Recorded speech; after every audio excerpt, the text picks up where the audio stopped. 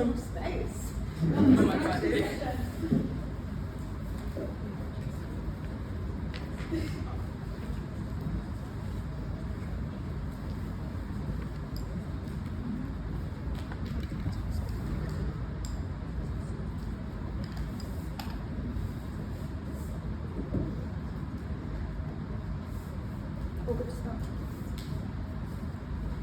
In a world where regulation was sufficient, short selling would not exist because the information that it reveals would be available anyway because regulators would get there first. What that means is that short selling critically fills a gap that regulators are not able to fill, at targeting the most powerful, the most corrupt, the least sympathetic corporations in the developing world, in the developing world, that are robbing those countries of things like tax money, that are putting their investors at risk. Negative allows us to continue. We have a solution. Two things in this speech. Firstly, some setup about what short selling looks like, what sort of things it's likely to discuss, all of that. And then secondly, just a point on why this means we get better regulation of these companies, why that is critical and debate winning for us.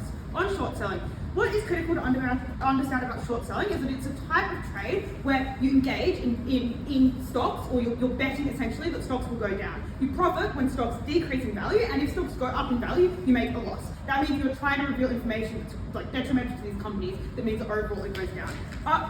For example, in the Adani case, mentioned in the information slide, the Hindenburg Research allowed access to documents from inside Adani. It researched the disclosures that Adani was required to make to its shareholders and its failure to disclose things that were necessary. It looked at other public information, including doing things like going to work sites and that sort of stuff, and did individual research as well on those kind of things. Importantly, the things it discovered was mass fraud. It was Adani failing in its fiduciary duties to its shareholders and in the things it was required to do legislatively in that. That suggests, and I think also I'll give some other reasons, that short selling is almost never about issues of morality, things like whether a company is using sweatshops or is being environmentally destructive, for the reason that the market is already aware of that generally. It's something that is very visible, and the market does not really care about that. If you are an investment firm, you don't put your investment on the most moral companies, you put it where it is financially motivated, which means the information that is discovered is about the financial situation of these companies and the fact that they are violating financial laws, not about imposing Western morality on companies in the developing world. This looks like discovering crimes that companies are committing. This looks like discovering deception. This looks like discovering unsustainable business crisis. This looks like in the 2008 financial crisis, activist short sellers realizing the unstable business practices of the banks and being able to expose that. Importantly, I think that is the sort of information we're talking about. Why then does this improve regulation? The first thing to do here is just to explain why regulatory bodies and governments are unable to regulate these corporations. Firstly, discussing the corporations that are relevant in this debate, and secondly, talking about the regulators themselves and why they are handicapped and ineffective. We are talking in this debate about the monopolistic and most powerful companies. This looks like things like Adani Group, like Saudi Aramco, like Petronas in Malaysia, and these are the ones that are likely to be most relevant because they are the ones that are targeted by short sellers because they have the highest potential for share decrease because their shares are already the highest, so you can profit the most and have the highest value if you are a short seller. It's also these companies are the ones that it is easiest to get access into because they are so big. For example, Hindenburg visiting work sites is a lot easier when you have many work sites to go to, I guess, and more information and more people to survey. So it's actually just easier to find this information about bigger companies as well as the incentive is obviously greater. This means that these are companies that often do things like engage explicitly in corruption with governments, but even when it's not explicit, the government is reluctant to enforce things on them because they often rely on them for donations to political campaigns, or just because they are such a big employment actor in the economy, or just such a big actor in the economy that they don't want to do something to kind of piss them off and risk them, I don't know, moving or moving their operations elsewhere. But additionally, to often grow to the size of a sort of company we're talking about where you have a monopoly, often this means you have links to the state anyway. Maybe you were previously state-owned or run by people who have personal ties to those in governments. All of that suggests that these companies often do have a really big sway over government regulators, are able to just avoid regulation even where regulators themselves are effective at regulating other companies. The second thing though is that in the developing world, regulation is often just under-resourced. That's because obviously these governments have lower budgets and have more pressing concerns of providing their populations with things like food, water, shelter, and direct employment, which means that things like chasing corruption in these companies is not a priority, not an electoral priority, because there are more pressing issues on people's plates. That means that Western companies and that means that these companies are able to go with it. But additionally, Western companies and countries have historically undercut the ability for regulators to do this. This looks like, for example, IMF loans being conditional on deregulation. This looks promoting a version of capitalism and development economics that says that things like FDI are really important and you can only get it and attract companies into your borders when you are deregulated and create a positive business environment. This is because obviously Western companies and its countries have an incentive for Western businesses to set up in the developed world to exploit their resources in a system where it's unregulated and where they can get maximum profits rather than them going elsewhere. That means that this is something that has also been imposed by the West, and I would suggest short sellers have an obligation to go over. That will explain why regulation is really likely to be bad, or is bad, underside negative, because regulators are ineffective, because the companies we're talking about are massive and able to skirt it. Why then are short sellers good actors and able to regulate these companies? The first thing is just to say that they have good incentives. I would suggest that short sellers often feel and have an obligation to do things like invest good information.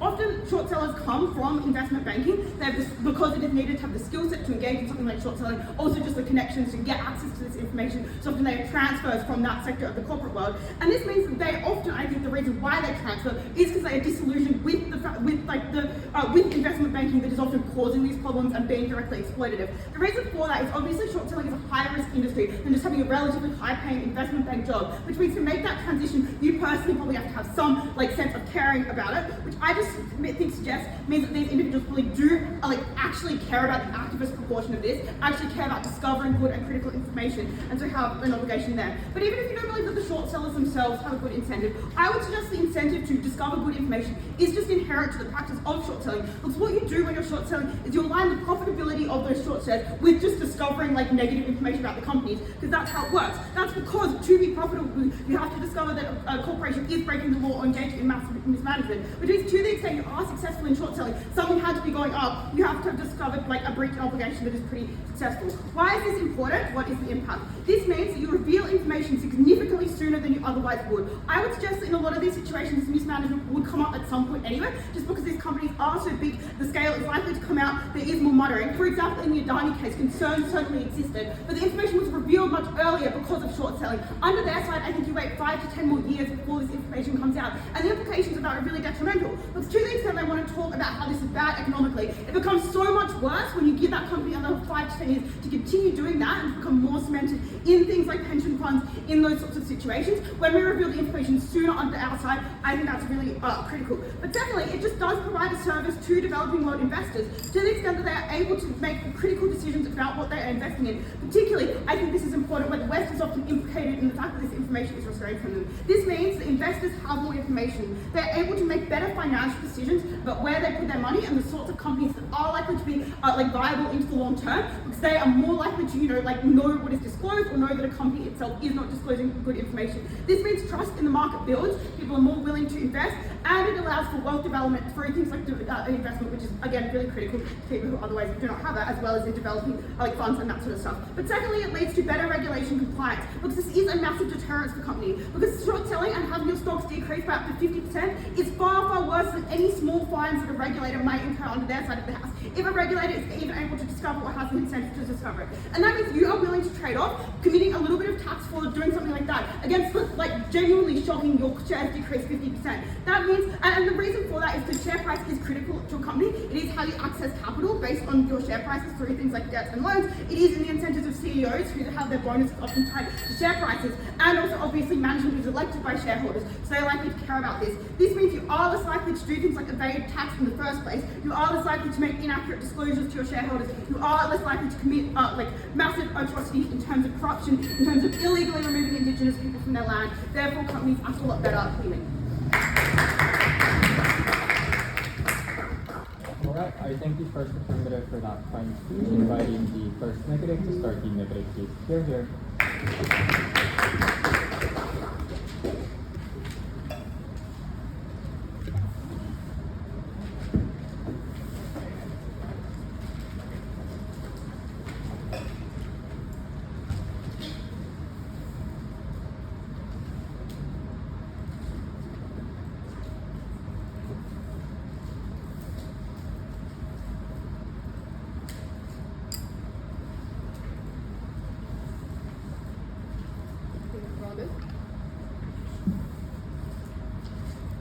In the 19th century, when Western countries control the rest through direct colonial control, In today's world, they still maintain that same level of control through international and financial institutions. Unfortunately, activist shareholding, despite whatever good intentions they want to push, is another way by which Western powers wreak havoc and entrench dependency in the subaltern areas.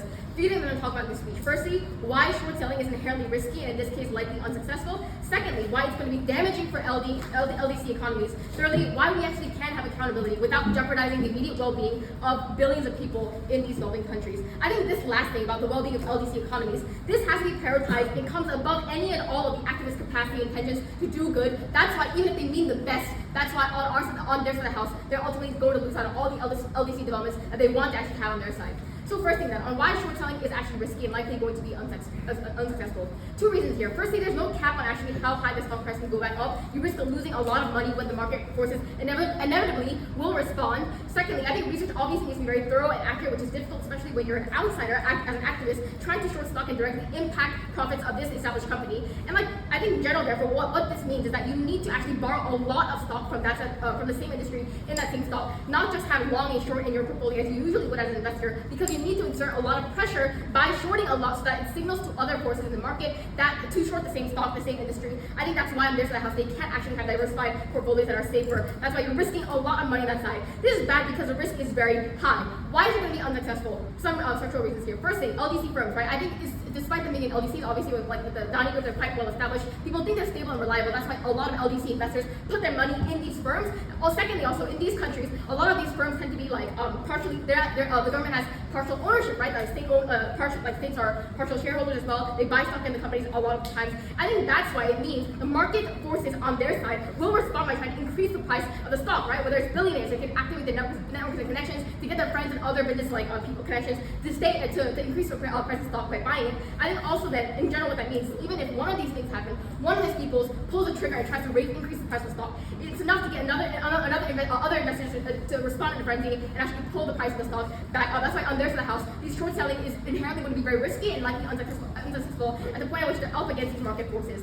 The next thing then, the biggest thing, I think why even if it is very successful, enormously successful, I think that's going to be really bad for LDC economies and the people inside them. First of all your retail investors who put money in obviously lose their money because there's downward pressure on the stock. That means firms immediately downsizing, firing people, cutting projects, cutting pay, longer working hours for the people who are still in the company. This is uniquely bad for LDC economies for three reasons, right? First of all, there's a lack of welfare systems in these economies which makes it very hard for people to not have jobs at all and there's less to rely on. Secondly, there are few alternatives for what you invest in as an investor in these countries, right? Because these conglomerates are often the ones that are the major big established companies in these countries. They're a major economic actor in that country and region. That's why the people heavily depend on them for investment. That's why they don't have alternatives for investment. Thirdly, these countries obviously heavily rely on these firms since their inception, since post-colonial colonization. That means these governments also have invested a lot in them, and that's why the contagion effect is high. These economies are highly integrated and rely on the conglomerates, whether it's energy, infrastructure, technology, all these sectors will be affected.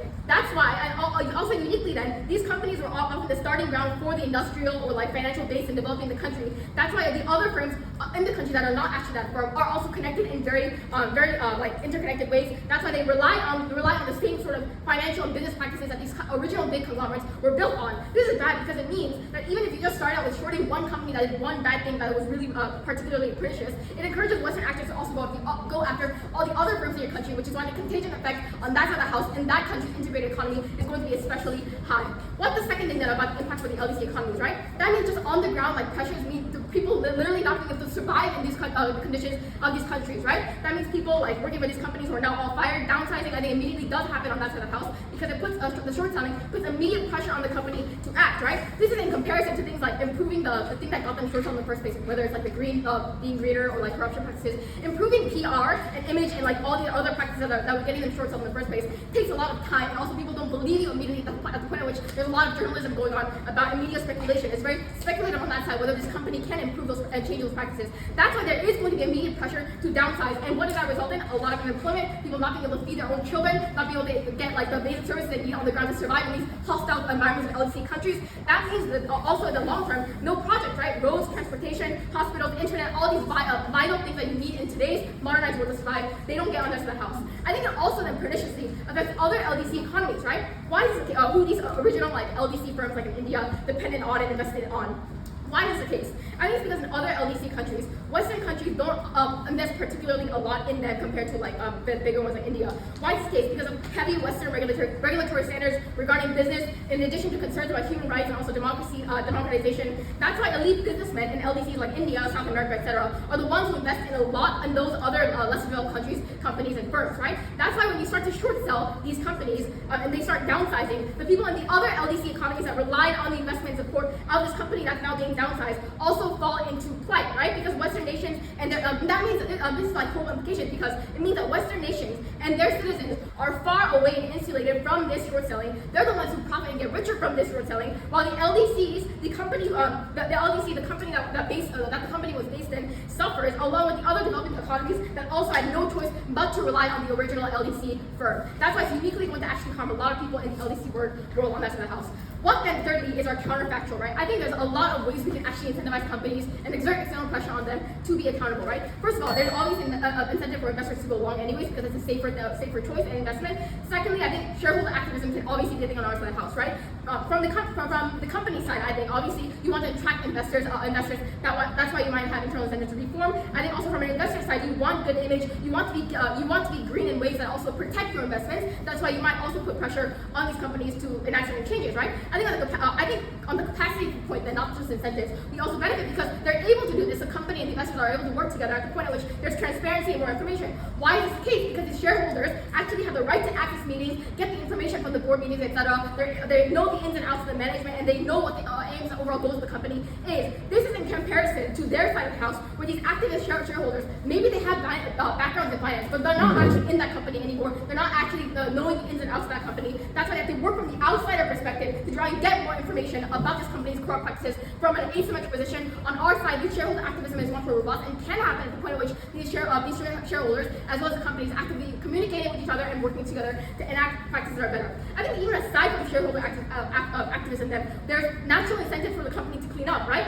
For example, to expand into other countries like the UK, Europe, US, etc., where regulations are a lot tighter and their democratic regimes means that people don't like companies coming up and fucking up in super corrupt ways and also enacting very exploitative practices. In these contexts, then that's why companies going to these countries tend to actually bend and concede to some degree of change at the point at which they want to still expand their markets into the West and better other countries.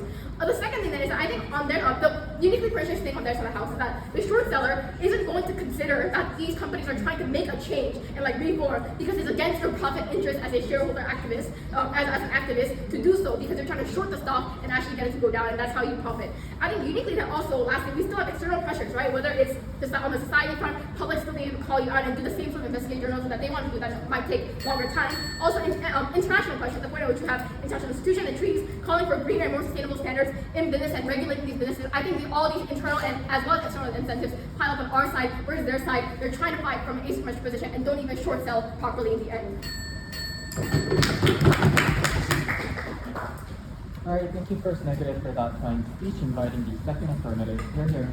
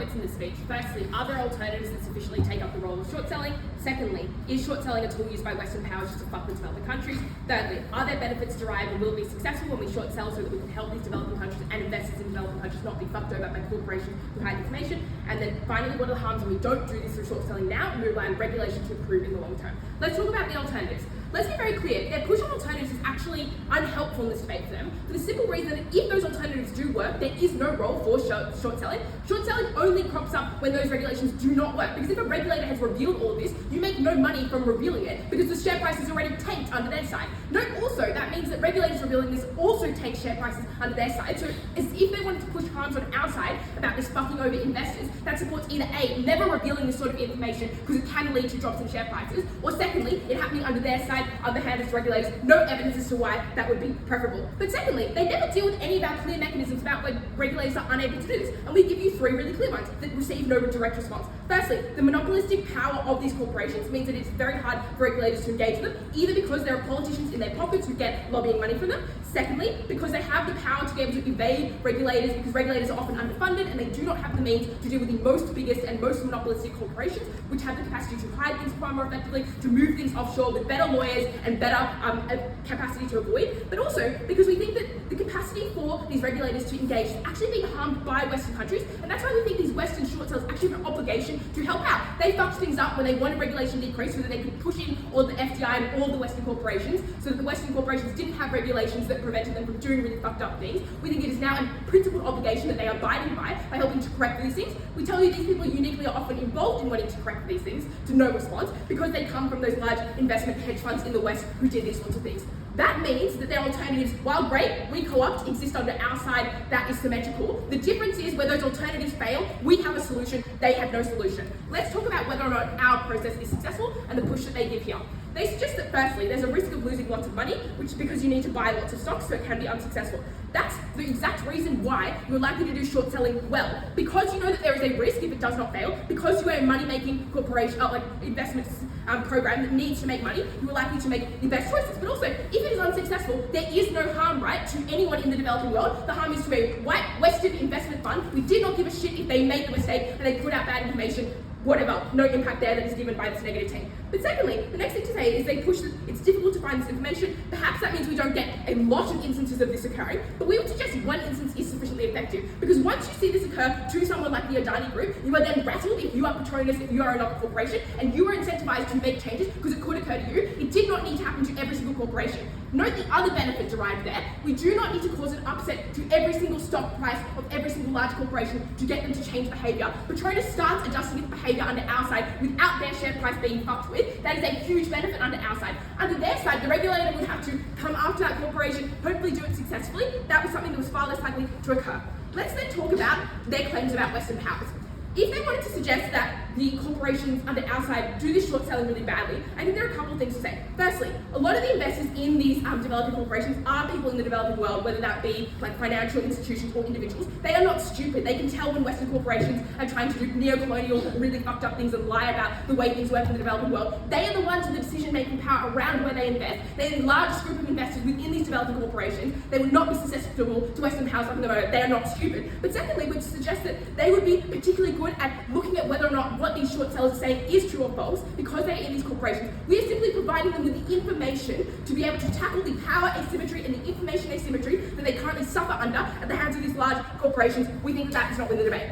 Also, if they were likely to be doing things like fake news or fake information or manipulation, these short sellers, we would say that firstly, that is a crime that is easily prosecuted in Western countries because it is a fraud that is committed. The large companies like Patronus or like Saudi Aramco can go and sue them in the West. They could also sue them in their own countries where they would have probably more sympathetic and more favorable judicial systems. There is a huge incentive not to do this in a manipulative or problematic way. Also, you want to make a profit, you want to survive into the long term as a short selling fund, which means if you do not want to make risky or bad decisions, you are likely to do this in a particularly good way. That is to say that what happens on our side is you do get short selling that targets large corporations that have done things like move large amounts of money offshore and steal that from the hands of people in the developing world who ought to get that tax money, who ought to be able to have that go back into the education system, into their healthcare systems. Note importantly, under our side, if we can target that earlier than a regulator, that is a huge benefit because you have less money that is being shipped off offshore. You have less individuals who are likely to have their stock prices fall further. Because what happens on their side when you catch it later is twofold. Firstly, that corporation has gotten bigger. How did it get bigger? Because more mum and dad investors in the developing world put their money into it, because more individuals thought that it was safe and it was okay and that they could trust it.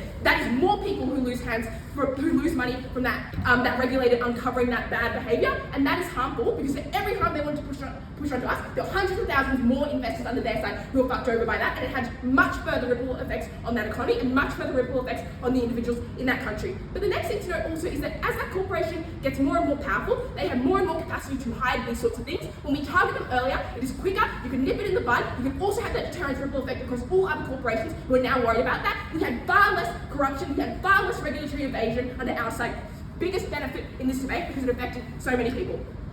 And that deals a lot with their biggest push, which is that retail investors lose money. I think the first thing to note here is we would say that the impacts on the broader economy of these countries by doing things like tax evasion, by doing things like Ponzi schemes, which later fall down and take the money of lots of those investors, is far, far worse. We cared more about money being siphoned out of these countries and having a shrink in the number of projects that were available. Note that if you believe that these regulators were going to catch them under their side, which you needed to in order for them to have any hope in this debate, they were going to end up having shrinkage in those projects under their side anyway, or they were just okay with large corporations siphoning money off, having corrupt practices where it goes to the most privileged in these developing countries, where it goes to those who sit at the top of the political sphere, to those where they entrench their wealth, and we have that increase in the inequality of wealth gap in developing countries. That is fucked. We cared about those people who was the mum and dad investor who saved up enough to finally invest in one of these large corporations that they thought was a safe bet, and was now fucked over because they did not have enough information and they did not have the capacity to realise that something bad was going on. And remember that even if that stock goes down, we think that it goes down in a far less pernicious way under our side when it happens at that earlier stage, and when it happens in a manner where shareholders who did not yet invest were able to say, hold up, I'm not going to invest there now, I can invest somewhere else where that issue won't arise, and because other companies who might have been doing corrupt things started to alter their practices before they were caught on, so didn't suffer this sort of reputational damage. They had journalists perhaps doing the same thing, they had shareholders looking for alternatives, that was likely to occur. We had that in addition to ours, which meant you must believe we would always find things out earlier, we would always have a shorter timeline in which you were able to find this corruption, because there was double, triple, 10 times the number of people who were looking for this sort of tax evasion, looking for this sort of criminal activities. The benefit of this is critical, because when you have those negative pressures and you had all the harms they wanted to talk about, you're far more likely to see far more people fucked over under their side, and that was really, really, really bad. What happened on their side ultimately was more people who invested in these corporations were unable to see that there were harmful behaviours of these corporations. They were more likely to get tricked, they were more likely to lose money in the long term, and more of their money. Because often when you invest in a corporation and it looks like it's going well, you keep investing it. You put it in because you think it's a sure thing, that is more money that was siphoned out of your pocket in the long term. But note also the huge regulatory pressure that exists under our side to get people to change their behaviour. We help and support the regulators that exist in these corporations because they probably benefit from the information that is derived under our side as well. That is really, really critical because that was a symbiotic relationship where you had more and more people invested in making sure these companies behaved in a positive way. They needed to prove to you that there was such a huge trickle-down effect of Victoria stealing all this money that it would go from the richest politicians all the way down to the poorest people in Malaysia, that it was beneficial to have them do these corrupt, fucked up things and never be discovered. That is a burden they have not met in this debate. All sides decided about it. Alright, thank you, second affirmative, for that fine speech. Yeah, inviting the second delegate. Here.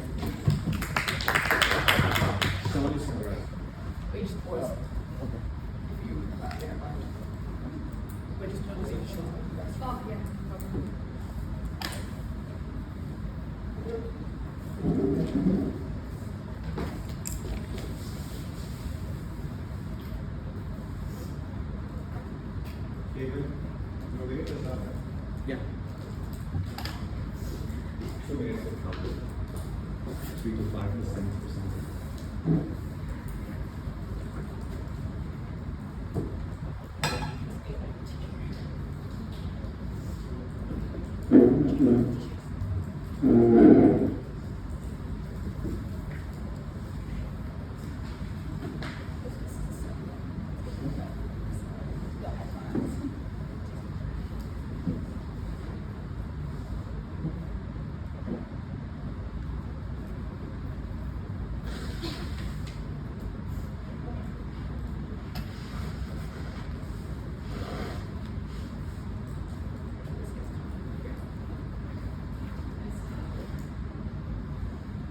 also in the meantime, on behalf of the export, we apologize. We try to make sure that this panel is as balanced as possible in terms of gender and also representation.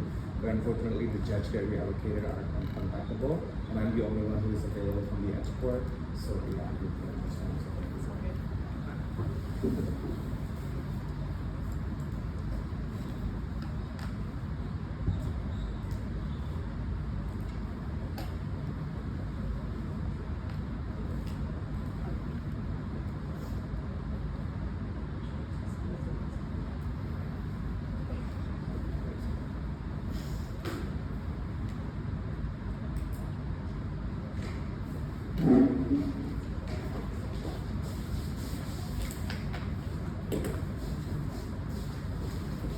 So that's 5%. Okay. Second negative on your.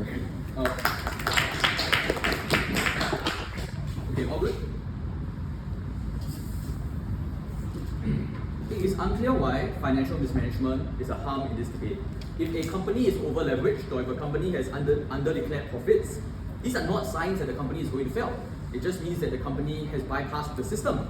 So this proves two things. The first is that there's no moral impetus to act because no one's being directly hurt when a company under-declares profit. At best, they're indirectly hurt because the company is paying less taxes to the state. But also it's an important observation to make because financial mismanagement is not an indicator that the company is going to fail, which means that there's no clear guarantee that you'll be able to profit off the short selling. But there are two other observations I want to draw. The first is that a lot of these companies have state relations and connections, which means that even if they do fail or if there's a propensity that they will fail because they're over-leveraged, it means that the government will always bail them out.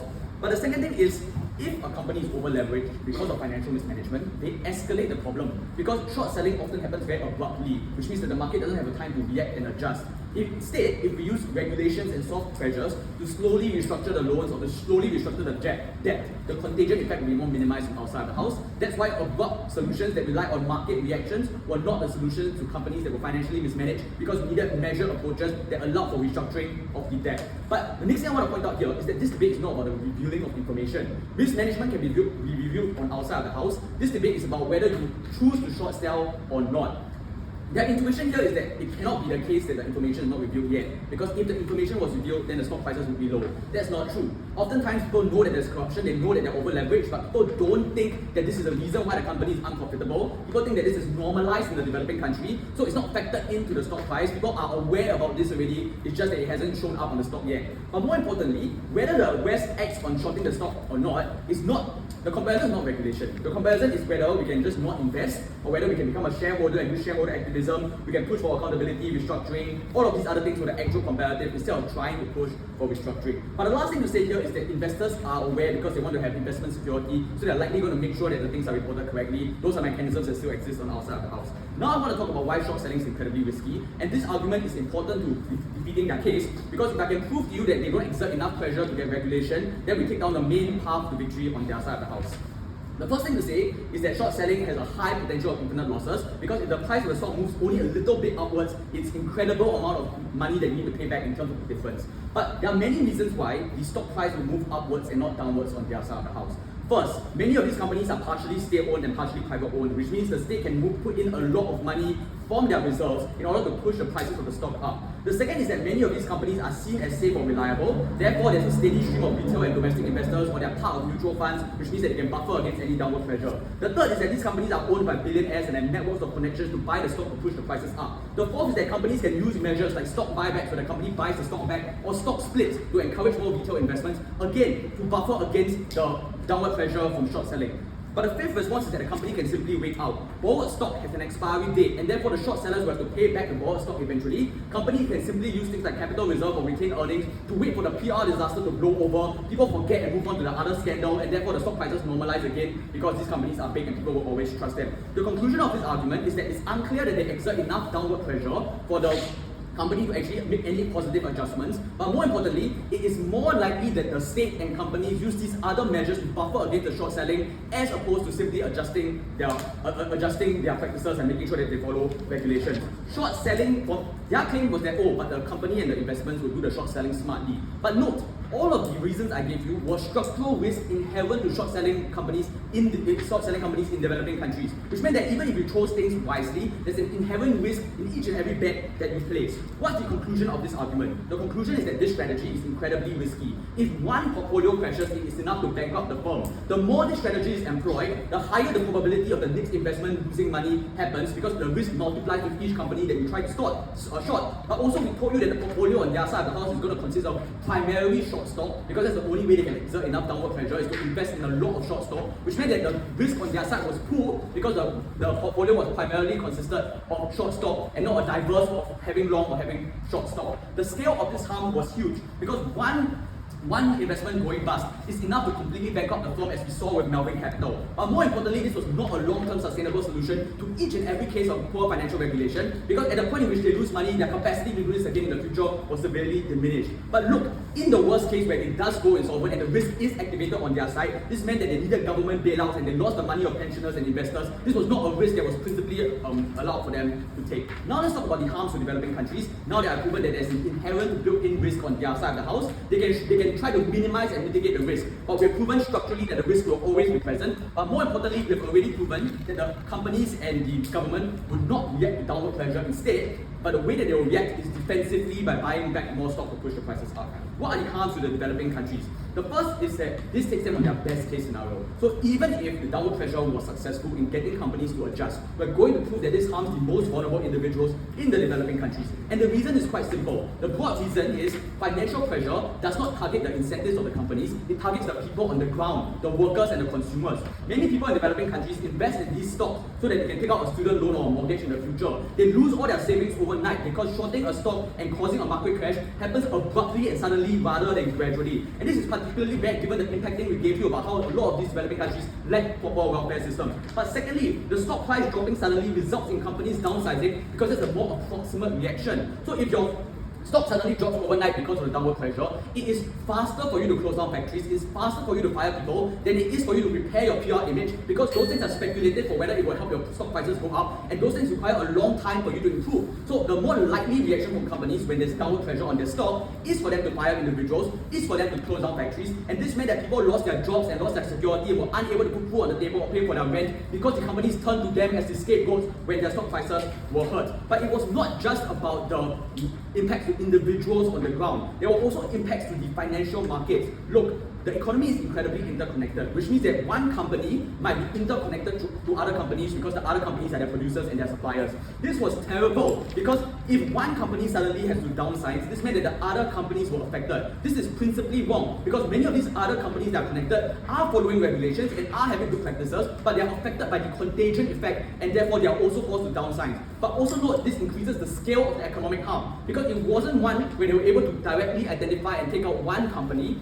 Oftentimes, many other companies hurt as well, which caused a domino effect where a lot of the firms in the industry were also hurt. So therefore, their side does not have a policy that is able to specifically target companies that were poor regulators, but rather the haphazard way that they try to approach regulation is one that causes a domino effect and hurts many other companies that might otherwise be innocent. But it was not just about other companies, it was also about other investors, like the Western investors that invest in lesser developed countries, or like firms in lesser developed countries that were investing in developing countries. Those were other individuals that were also affected and lost their money because of this tactic on their side of the house. Look, this is the conclusion. This financial harm and the harm to individuals living on the ground has significant impacts because when the economy worsens, it's a push towards protectionism and support for far-right politicians because it created anti-West sentiments where people felt like their institutions were under attack from the West, trying to destroy their state-owned corporations, which meant that there was a push and pivot to China. But the last thing I want to say here, and this really picks up the case, how do you think developing countries will respond when their state-owned corporations like Petronas are being under financial attack?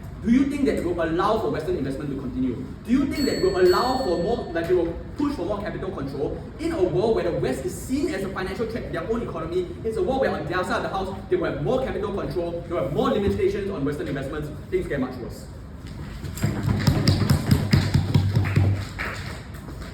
Alright, I think the second negative for that fine speech, inviting the to close the substantive portion for a friendly affair here.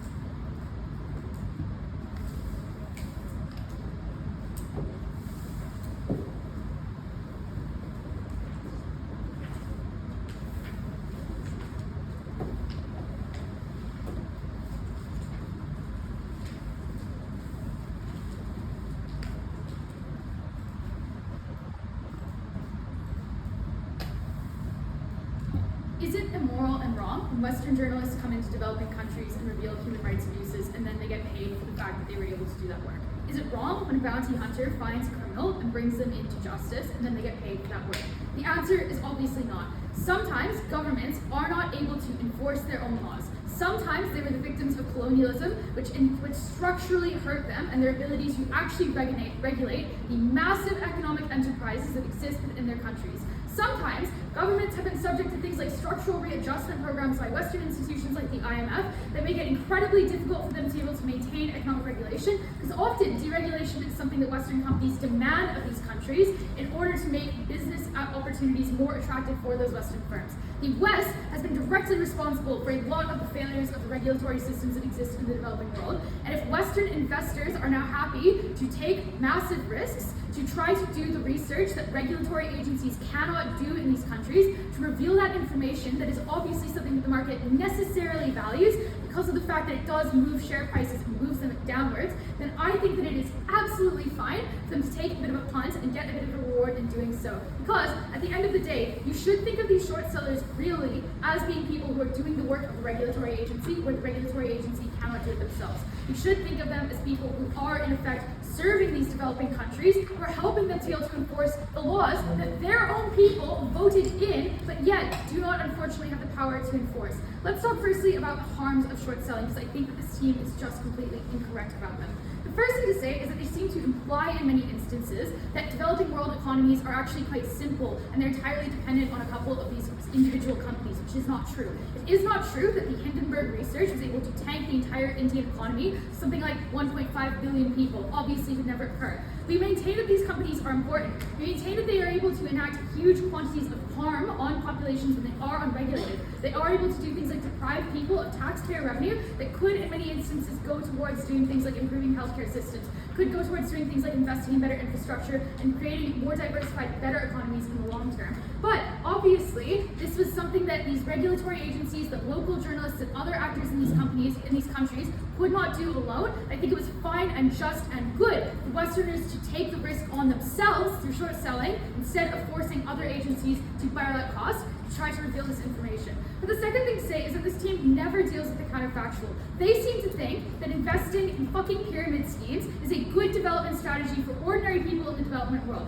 They seem to think that it would be absolutely fine for more and more Indian individual investors to do things like invest in the Adani Group, and for those people ultimately, when the information and the fraud and the massive amounts of lying would come out in 5 years or in 10 years, that, oh, well, that's just fine, that's acceptable because you get some level of short-term gain in the medium term. This is a team that seems to think that that is something that people in the developing world deserve, and I don't think that that's fair. I think we have enormous privilege in the West to be able to rely on our regulatory agencies, on our police, on our forms of investigative journalism that are far more able in many instances to regulate our companies. That is something that benefits ordinary Western investors all the time. It is unfair. People in the developing world are deprived of that because the information that is being revealed here is critical. This is failure to comply with the regulations that the country themselves want to enforce but lack the capacity to enforce. This is a huge cost to taxpayers. This is something that overwhelmingly will be revealed in the end anyway. These share prices will be corrected and the fraud and the lying and the deception does come out, but it comes out in a far longer time scale on their side, which means that the correction is far more likely to be even more drastic.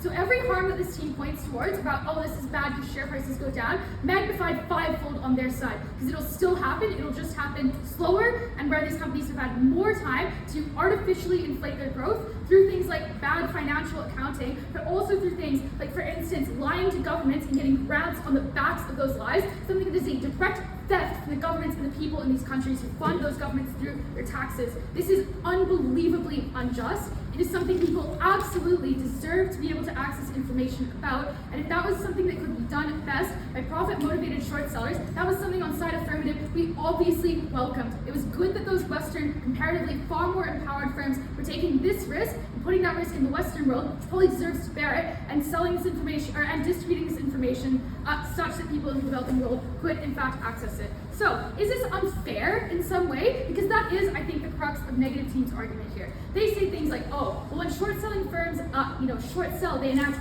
downwards pressure, a claim that is never explained. But what actually occurs here is that short-selling firms are, as negative correctly characterizes to their credit, are groups that are known to consistently place large and high-risk bets. They are not regarded as being some sort of like always correct all of the time institution. And when they place those large bets and reveal that they are shorting a company, yes, that probably does slightly reduce share prices, maybe, but it's unlikely to be significant. What is significant is when they release the research information that couples with that bet. That is what actually moves the price. And obviously in instances where that information is fraudulent, obviously in instances where that information is just something that the market just says it doesn't care about, then yeah, the short seller does cop the loss, as they should. That's fine, it's something we accept on side affirmative, it isn't a bad thing. Why does this team say it would be a bad thing? They kind of have a strange claim here, where they say, oh, but Western investors, we care about them too, despite the fact that this team's entire framework and principle analysis for the rest of this debate is to say that the developing world is obviously more important, something we clearly agree with. But the second thing to say here is that I think that this is an active good, because when regulatory agencies seek to start an investigation against a major firm like Petronas, like Adani, that's something that is expensive and a risk for those individual regulatory agencies. They have to invest in doing the research. They risk being called out and being attacked by those powerful companies, which might end up losing them more capacity in the long term, which is why it is incredibly difficult for them to do so, and why it is then very good to have an external actor who cannot be targeted by these companies in the same way, coming in and engaging in that external oversight through the process of short selling,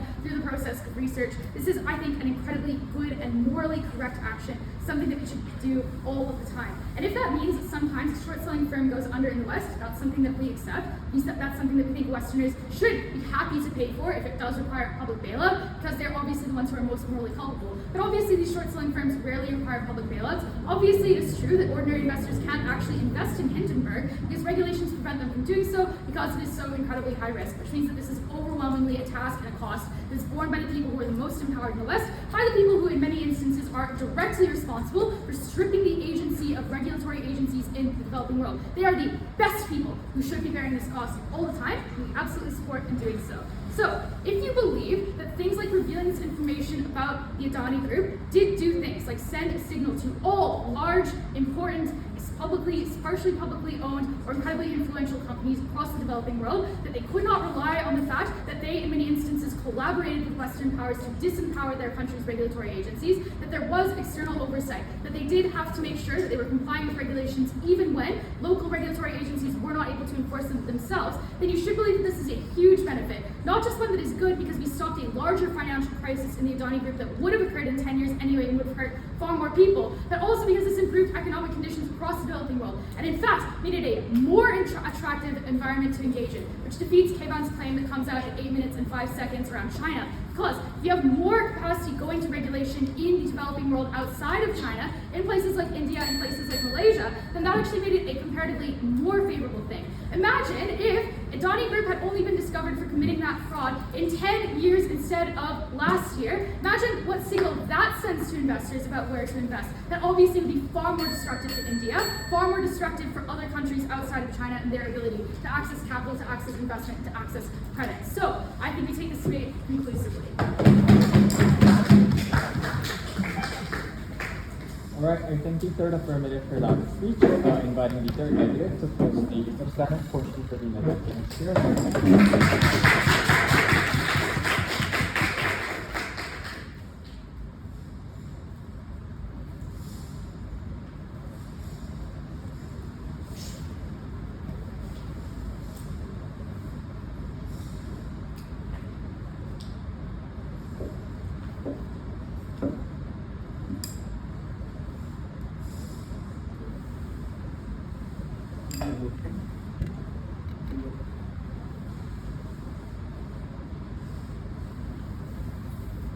And colonialism is not just a moral issue. It is about transplanting the way you think the world should work in the West and implanting that in a different context that doesn't, where that specificity doesn't apply. That's the problem with these guys. I want to talk about two things. First, whether there's a necessity for this policy, and second, how we actually help or hurt people on the ground. First, on the necessity. Here I want to note two things. The first is that the entire case has not responded to the economic harms of loss of job employment, of loss of infrastructure that we gave you. All they said was implicitly will trade this off because in the long run, you'll die anyway. So if I disprove that you'll die anyway in the long run, which they haven't given analysis for, then we are miles ahead on this issue. But secondly, they keep attacking a straw man. Our case is not about if the short seller is always going to just lie, right? It's about the fact that the idea of what the short seller thinks is good financial management is not accurately transplanted into the developing world. And that's why we win. They said two things. One, you could pay more tax. First, morally, I don't understand why countries don't have the right to collect less tax from their state corporation to give to people if they think that is what is financially valuable for them. If Malaysia wants to have Petronas pay less tax, go for it. I think that is their sovereign right. Secondly, functionally, they don't explain why these same governments who are so corrupt will then spend the tax money well in a way that would otherwise have benefited the people on the ground anyway. So that mechanism fundamentally falls. Second thing they say, and this is the core of it, you'll die in the future. The assumption of inevitability on those guys' side that underpins their argument. But they also say that you can sidestep all the regulations because of the government link. So what they are asking you to believe is the government is not willing to regulate you, but is willing to just let you go under if any financial issue happens down the line. That's the contradiction that they require you to believe. But the core of what they don't understand is that LDCs function differently, and the reason for this is important. In South Korea, the way in which the economy rebounded from Vietnam or the Korean War was a significant degree of state aid to corporations that would not have been tolerated within a Western context. The reason for this is because we developing countries had to start significantly later and therefore needed to take other routes and have other economic norms within the country in order to progress. Obviously, these are not stupid people. They therefore create economic norms that allow for this to happen and to therefore shift the calculus as opposed to a Western country. That's important because when they wanted to tell you about how they are lucky in the West as regulators, we are lucky in the East to be willing to have people who are going to have to support this, i.e. the government. We are lucky in the East to have a government that doesn't believe that it needs to stand back from the economy entirely. And this is important because for all the harms that it accrue, I agree that if a company in the West would manage like that, it would fall. But in the East and developing countries, it's highly likely that governments will use other means to prop up that company and ensure that it continues to remain profitable, or allow for a gradual decline of the company if necessary, if they can plan for it, knowing that the economics are not working, and therefore move to other industries. So I don't buy that the outcome is necessarily dying. Sure, maybe weaker on paper because the informality reigns in these developing countries, but I don't agree that this means the country necessarily is going to die. So, and I want to note, the examples that they use are all crashes that were started because of Western intervention. The Asian financial crisis, these countries are going well until George Soros realized that he could make money out of it. Adani was going well until the West decided to hit it. So the point is, they haven't proven that this harm is necessarily going to occur. The only thing they have is that LDC investors must sign on to this, so it must be heard bad even at LDC. But that's not true. One, DC investors have the most money and the most rich, and therefore are likely to be the most disproportionately causing the short selling and the crash that happens there. But secondly, and more importantly, on that side of the house, when DCs start, because LDCs are used to taking the lead from DCs and fearing that all these DCs will go out, the pull-out might not be because they think the company is weak, but because they don't trust the DCs to believe that the company is strong and therefore pull out in order to save their own skin, not because they think the company is structurally weak.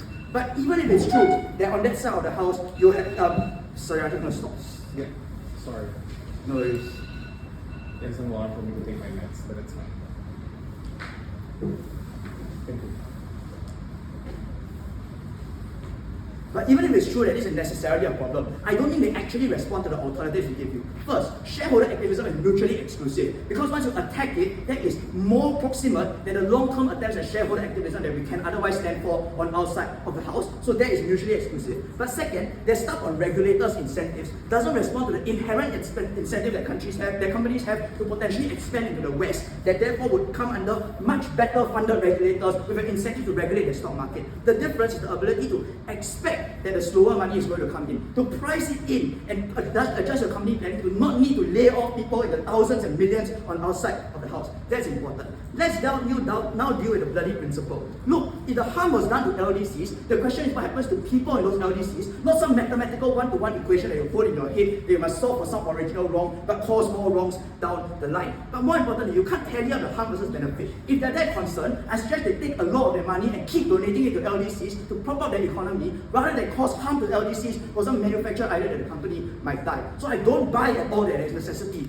on that side. But secondly, how do you actually help people on the ground? They ignore the value of the argument on the risk to short sellers because their argument requires short sellers to succeed more often than not in order to not take this risk. So if you prove that it's unsustainable for a short seller, they don't activate any of their benefits. But in the instances where they are successful, the harms of outside do accrue. So these arguments exist within the debate. We told you that if they're going to shift the Chinese money, all of their benefits don't accrue as well. So there was a team that did not achieve their benefit, but in the instances where they did, caused extreme harm. What do they say in response? They say it's going to be targeted, so it's not a problem. First, the profit incentive exists against targeting, but being targeted to short as many as possible and therefore win. But secondly, they ignore the contagion effect because you don't operate in a vacuum. Other people then short sell, other people then sell other companies' stocks. That's the contagion effect they didn't deal with. They say it wouldn't tank the economy. They ignore the contagion mechanism within the country, but also to other countries because this company operates in other LDCs that might be weaker, might not have the capacity to survive the lack of infrastructure development. India is uniquely big on that side of the house. Even then, its economy was hit. Even Singapore's economy was hit because it traded so much of Adani. The contagion effect on other weaker economies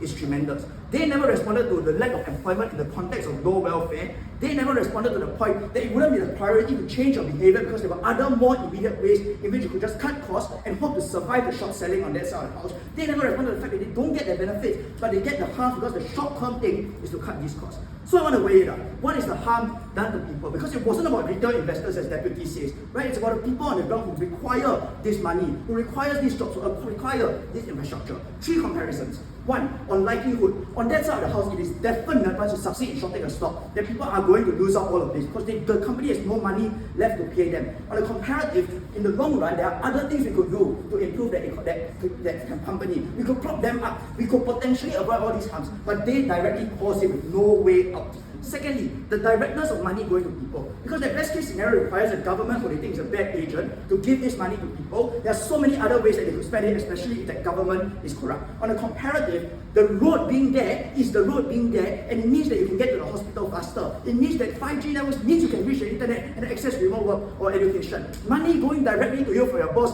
is money you can spend on your daily necessities. The directness in comparison is way better on our side. We are way better to protect individuals on our side. But finally, on immediateness, because on our side you can survive and you can change. But on that side, you either have the company immediately fucked, or second, you have the government needing to prop up their shares significantly by using their reserves to go and buy these shares on open markets, money that leaks out to the international industry as opposed to directly to the corporation and the people. What that means is that even if it's true that the company doesn't die, the amount of money that you can spend on your people and sustain their livelihoods reduces significantly on that side of the house.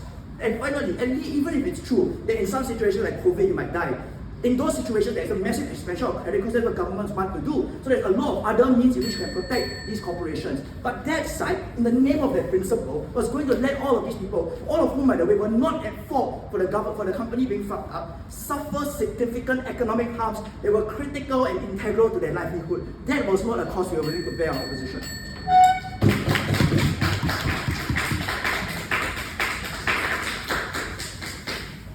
Alright, thanks, third negative. Inviting the neg reply to close the negative bench. Here again.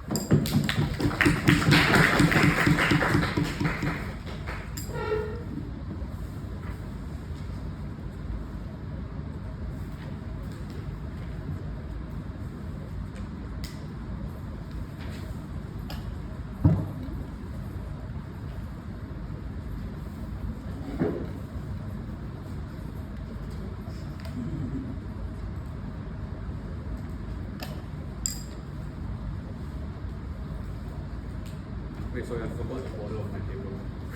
I'm so sorry. Sorry. Who goes first? Alright.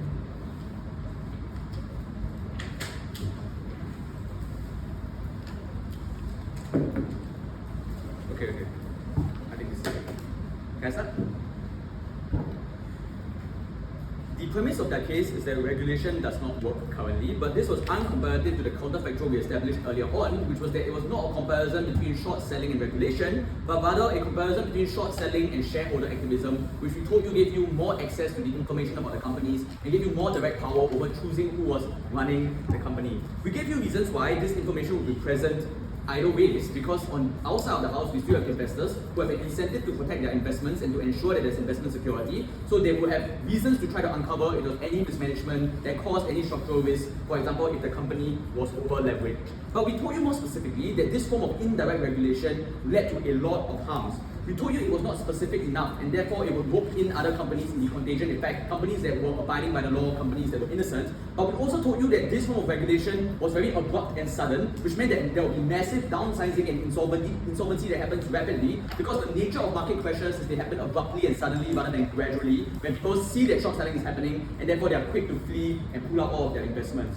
Which means that these companies on our side of the house would be fine otherwise, but the short selling created the structural weakness and created that structural failure that caused the massive downsizing and insolvency. They created a problem that never existed in the first place. But if this regulation was effective, it came at a cost to the people on the ground, and that was principally unjustified, because it caused a cascading effect where they could not assure us that this form of regulation would be controlled and not rope in investors, people who work at those companies, and also other companies that were inevitably linked and interconnected with this one company that was not mismanagement. The effects on their sides were permanent and caused an increase in anti-West sentiment and instigated capital reserves, which meant that in the future it was harder for Western companies to be involved in developing countries. This is why we win clearly, because even if you don't believe our counterfactual on shareholder activism, we win because they have not illustrated why mismanagement and corruption was an active enough harm to trade off all of our impacts to the individuals on the ground. Even if companies remain corrupt on our side, we win because we avoid hurting the average person on the ground and making them lose their jobs.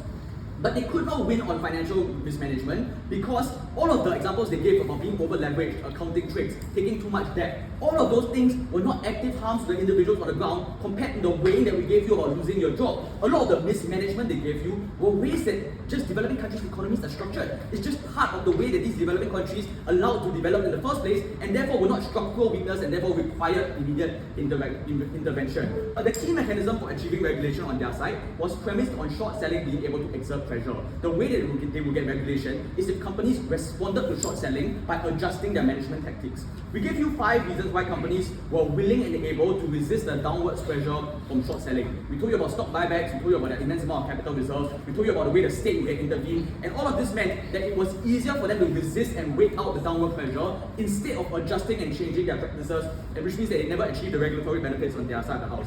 And they needed a big win on this because as long as we can prove that a risk is present, note, our burden is not here. We don't have to prove that the risk is something that is very high, we just have to prove that the risk is present. As long as the risk is present, it was principally wrong for them to gamble the money of pensioners to play this game. But second, at some point, one of these investments would lose and that would backfire and cause immense harm that would bankrupt the firm. We did not have to prove that a lot of their investments would fail. We only had to prove that 1 or 2 of them failing was enough to bankrupt the firm because of the nature of risk being pooled together.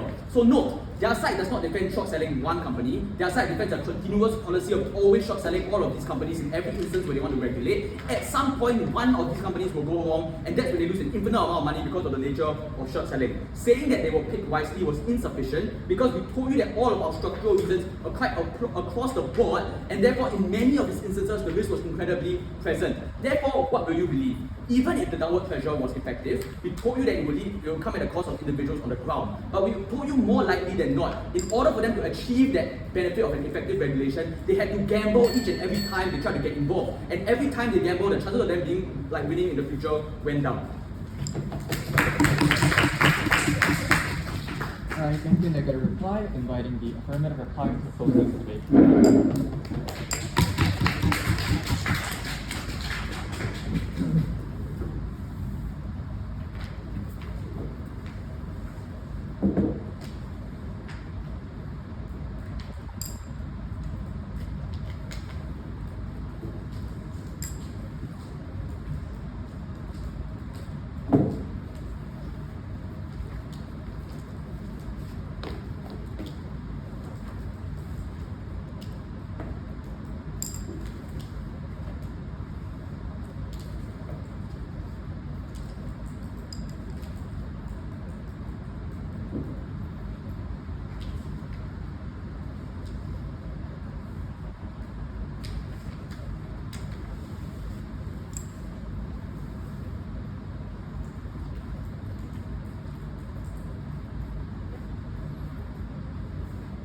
Negative in this debate fundamentally misunderstands the nature of the information revealed by these short sellers, and that is why they lose this debate.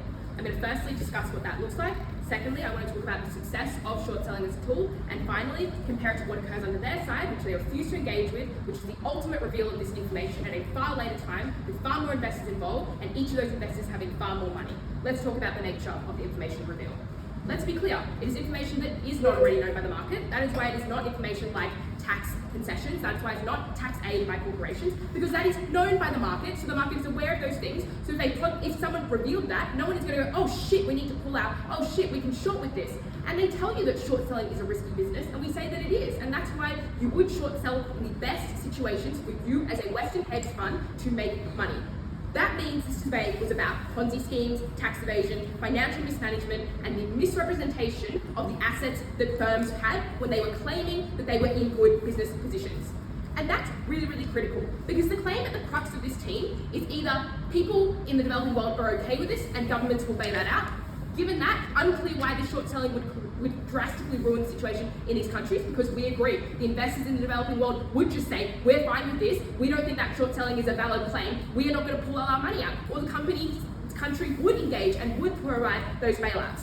That means that where this has the risk of causing the harms that they claim, where that stock price does fall, where there are consequences for that company, it is because the people in that developing country were not okay with that corruption. They were not okay with that tax evasion. They were not okay with the government doing those sorts of things, like offering concessions that were more like tax evasion than they were tax concessions.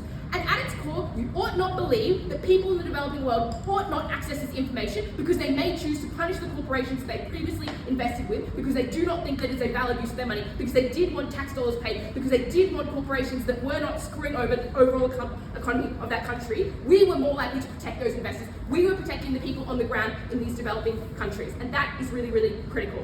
Let's talk about whether or not short selling is effective. If you believe that it is effective at deterring corporations, which we don't get sufficient response to, where we have one short selling event occur with Adani and we get change in those other corporations, that is a core win for side affirmative, because that is far more individuals having corporations who do not do these poor regulatory practices. But secondly, we still get the alternatives that they wanted to claim were important, because shareholder activism existed on our side. It was different people. It wasn't hedge funds doing that. We still got other alternatives like regulators being able to be strong and being able to have effective change. This was about situations where they did not step up or could not step up because they were underfunded and under-resourced. They were emboldened when we got that information out there. We made their jobs better and easier to perform. What this debate was about was revealing that information when you had the incentive to do so. And that incentive uniquely comes when people can profit. Unfortunately, that was the reality when you got this information out, because there was something to be made. Same for investigative journalism, we tell you that at Jordan, there was nothing wrong with that profit aspect. The negative reasons in this debate for short selling being unsuccessful, if true, eliminate all their harms that they claim occur on our side. Because if corporations were going to be bailed out by the country, if corporations were going to be viewed as not doing anything wrong by the norms of developing country individuals, then there was no harm to that company and there was no harm to the economy. This harm only arose in the situations where people did not agree with those behaviours and they forced change across that market. Note that the comparative was people were going to want to force that change in the long term anyway, because they would still, in 10 years' time, be unhappy with the fact that Adani was siphoning off money from India, that they were in the pockets of politicians in India who were meaning that there was not good regulatory practices or regulatory behaviour. The change then that we tell you that they refused to engage with on this side is that that corporation had done more bad things for a longer period of time, more money siphoned off, more investors who are afraid of investing, foreign direct investment investors in India, but also it looked like more individuals having their money lost because they had put more money into that company over that additional 10-year period in which they allowed that corporation to not have those things revealed. The trade-off in this debate was revealing it earlier or later. You ought to think that revealing it earlier is better. We got more tax money to the people in these countries, far outweighs the cost of projects, which was going to happen under their side anyway. For these reasons, side affirmative win clearly. Alright, thank you everyone. Thank you for the